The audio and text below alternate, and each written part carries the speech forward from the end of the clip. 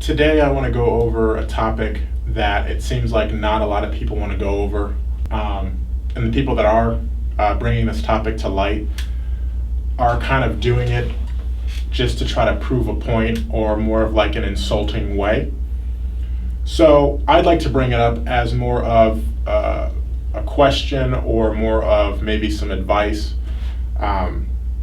I'm sure a lot of you have turned on the news and have seen all these different rallies, Trump rallies, Clinton rallies, and protesters. But in reality, what point is being made by protesting in that way and looking like an idiot? You know, you've got blacks versus whites screaming and yelling at each other, trying to prove their point, trying to say, I'm black, give me this, I'm that, or we're white, we support Trump because of this and because of that. But in reality, everybody, I think, just needs to take a step back and look at the picture as a whole. Whether Trump is in office, whether Hillary is in office, it just seems like both parties and their followers are just in it to see what they can get out of it. Instead, why don't you just take a step back? The judicial system, the political system, they're going to do what they're going to do, regardless. And it's sad to say, and it's sad that we've declined morally, and the decay of our moral society has it's just gone down the drain. But instead of pointing the finger at each other, instead of screaming and beating each other up at rallies, I think we're at a point now where we need to come together. We need to come together and form something greater than. Instead of being a lost sheep following this person or following that person, I think that we just need to come together and create our own system. In that sense, just too many people are in it for themselves. Whether you're black and you are too proud to work for the white man, or whether you're white and too proud to work for the black man, money is money.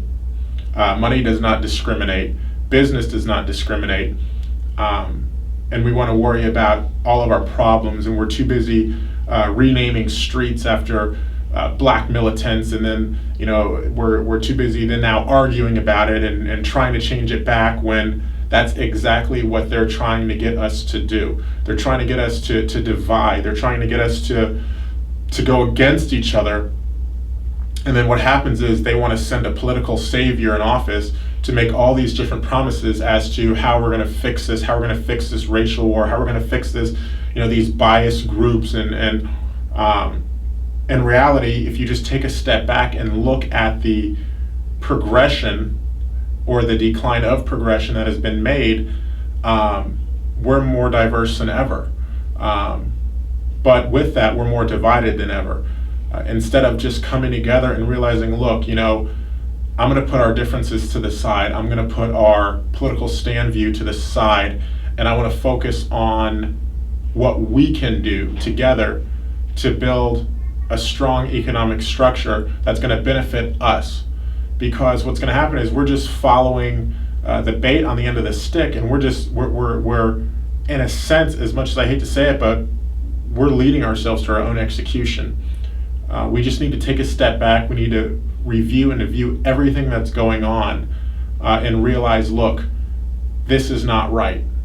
Instead of beating each other up at these rallies, which is exactly what they want you to do, take a step back and say, look, okay, what are we as a whole going to do to benefit each other?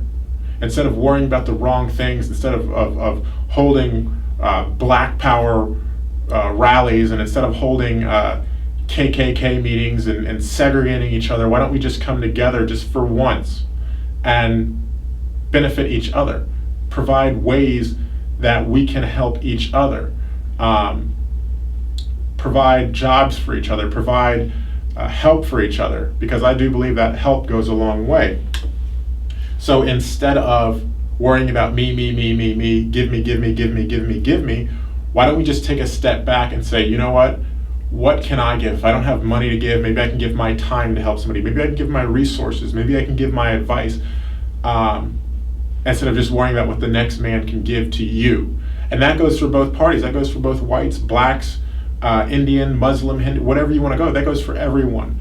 We need to come together. We need to stop taking the bait as a whole and falling into the traps that I believe our government and our economical system has created for us, and just take a step back and realize and assess the situation and see what's going on. I feel like everybody's way too deep in it now, but instead just take a step back, review what's going on.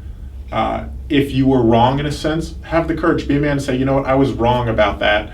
I apologize, can we move forward? Or if you feel like something is not right, say, hey, I believe you have done me wrong. Is there a way that maybe we can resolve this so that we can move forward together, instead of trying to prove our point through violence, instead of trying to prove our point by beating each other up, by shooting each other, by just belittling each other and telling everybody how dumb they are for voting for this person or how dumb you are for voting this person. If you don't realize, and as much as a lot of people will hate to say this, but as a whole, we are greater than.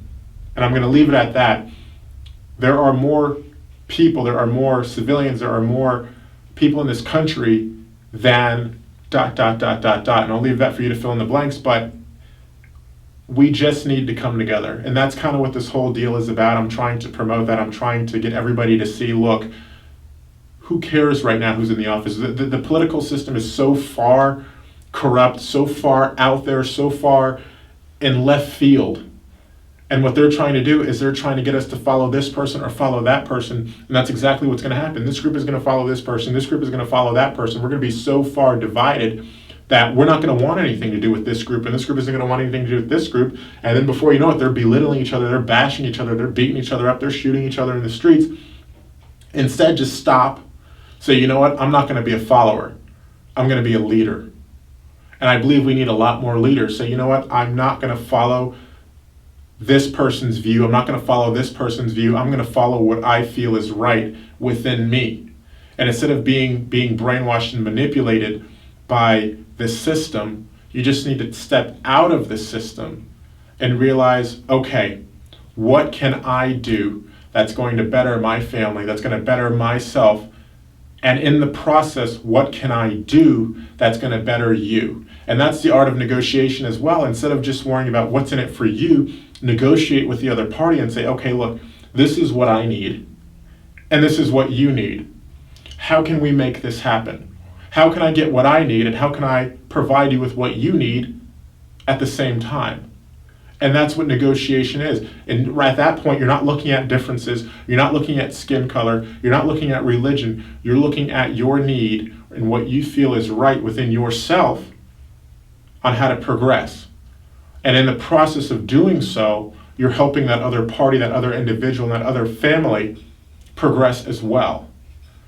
But it starts with you. It starts with how you feel. It starts with you being the man. It starts with you being the woman. It starts with you being the leader and saying, I've had enough. The world, it's going to do what it's going to do. There are powerhouse political leaders, and they're going to do what they're going to do. They're being driven by money. They're being driven by politics. They're being driven by the next person. But in reality, if you just take a step back and realize they're going to do what they're going to do, so what can I do to better my inner circle, and to better my neighbor, and to better and to better my family and anybody that you come across? Because if this person helps this person, maybe that person can help 5 people, and that 5 people can help 20 people. And that's where the pyramid effect takes place. It just takes that one person, though, to step outside of the crowd and say, look, I've had enough. This is enough. This is absurd. This is ridiculous. We're making a big deal out of things that in reality don't really matter. And I remember a time where here in Palm Beach, they changed the name of a street, and before you know it, this other party went up in arms and went up in flames, and it turned into this huge, long argument and debate and problems. But if you just take a step back and think about it, what relevance does changing the name of a street have to do with feeding your children? Or have to do with providing money in your bank account or building your business? But that's where we've fallen so deep into the trap that we're focusing on the wrong things. We're focusing on things that aren't really relevant to us. Yeah, it's a pride issue. It's a matter of, look what I can do. But look what you can do didn't put food in my mouth, didn't put food on the table, didn't put food or milk in my baby's bottle. By you doing something like that just to raise animosity between people did absolutely nothing but create an argument and a dispute and take the focus off of our real problems. So I just think that we need to step back and reassess who we are and to reassess society as a whole and realize, you know what? Maybe that's right. You know, and be a bigger person. Say, you know what, I apologize for letting my pride get in the way. But let's put that behind us. Let's take a step forward and realize what we can do to help each other. And then you will be part of what I believe an elite group. Because it takes the right kind of person to be able to step out and to say, wow, I've been looking at it all wrong. I apologize for setting the example that I set for you. I apologize for creating an issue that didn't need to be created just so I have a story to tell about what I did or what I can do or what kind of power I have or what kind of pull I have. Because really, it doesn't matter, honestly. It really doesn't matter. You can rename, you can write a name on the front of your house and say, look what I did. I was able to do this. Or change the name of a street or make a holiday or whatever it is. But what good is that going to do right now? Our priorities are so flawed right now that we're going to get to a point of no return. And we're looking like that right now. We're looking at a generation that isn't going to know what's right and what's wrong. We're looking at a generation of followers, not leaders. We're looking at a generation where you can turn on social media and just because social media likes Trump or hates Trump or likes Hillary or hates Hillary or Bernie or whoever, oh wow, Trump got more likes, I'm voting for him. Oh look, Hillary, she's got more likes, I'm voting for her. Oh wow, that was a funny meme about Trump. He looks like an idiot, I'm definitely not voting for him. Oh, look at Hillary. I can't believe they made her look like a duck. Yeah, I'm not voting for her. And that's what our next generation is going to be. Our next generation is going to vote based upon how many likes that candidate has on Facebook. Instead of realizing the views and where they're going and what they plan for this nation, they're looking at social media. And sure, the older generation can see that and they're looking at the views and the viewpoint. But what are you doing for the next generation, for your children? How are you teaching them what to look for? All they do is when they turn on the TV, they're just looking at, wow, more people got beat up at a Trump rally than they did at Hillary Clinton's rally. I think that's pretty cool. I'm voting for him. Or wow, Hillary was able to insult so many people and she looked, she everybody went laughing. She seems like a really fun president. I'm going to vote for her. What is this next generation going to do? It starts with you. It starts with this generation right now. And old timers, it starts with you. Instill the values that you've learned and give them and pass them down. Don't say, wow, you know what? This world is changing and we just have to go along with it. No, I don't believe that at all. I don't believe just because this world is changing and everybody's corrupt that we have to go along with it.